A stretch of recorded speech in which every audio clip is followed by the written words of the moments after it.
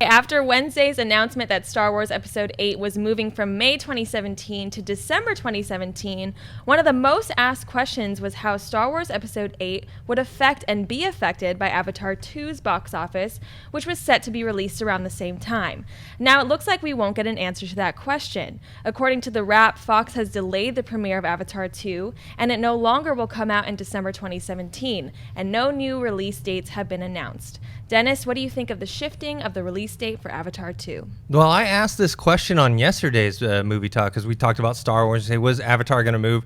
You said it definitely was not going to move. Christian said maybe. I thought maybe as well. I think that when Fox, the studio execs, heard about Star Wars moving into their territory, they're like, oh shit, we better move. And then they probably got nervous. How are we going to sell this to James Cameron? Because they probably went up to him like, hey, do you need more time? He's like, no, I'm fine. Yeah. I'm on set. No, if you need more time, trust us. Oh, and they probably pointed to something that he was designing.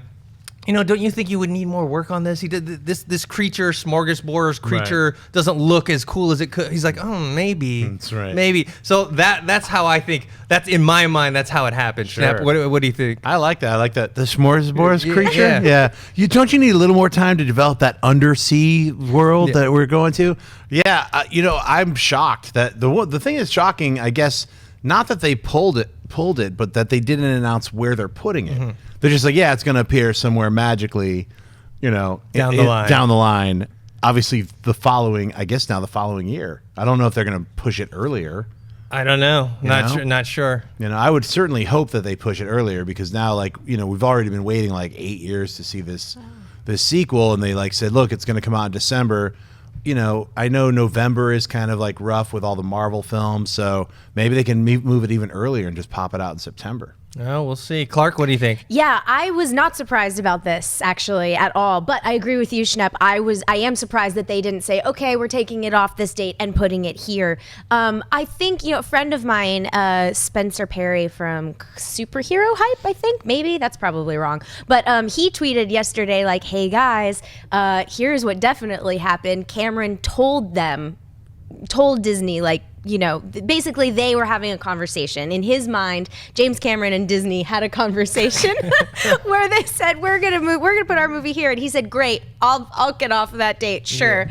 Yeah. Regardless of what actually happened, I think one of the last times I was on Movie Talk, this came up, the idea of Star Wars leaving or moving to Christmas, which to me is just such a no-brainer in the first place. It's it's staking their claim. What else comes out at Christmas time on the regular anyway? So I think it makes perfect sense. But I'm not surprised that Avatar moved. I think, Avatar is such an interesting case study because I talked to very few people who love that movie, truly love it, but everybody saw it and it made all the money in the world. Plus there's a bunch of weirdos dressing up as Na'vi, all blue and tiger running around at Comic-Cons. Somebody's got to be that invested in it. It made over billions of dollars, so... I really like the movie. I don't know if I love the movie, but I did love the experience. I think that's what it was. People loved the experience of, with the 3D glasses and going in. And it was one of the few movies that we've actually seen where 3D is actually used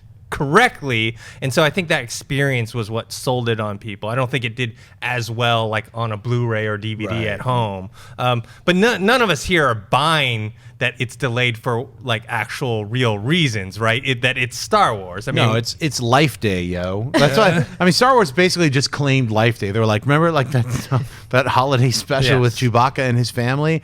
That's what's happening every year from now on. We're all Life Day, son. Holiday special.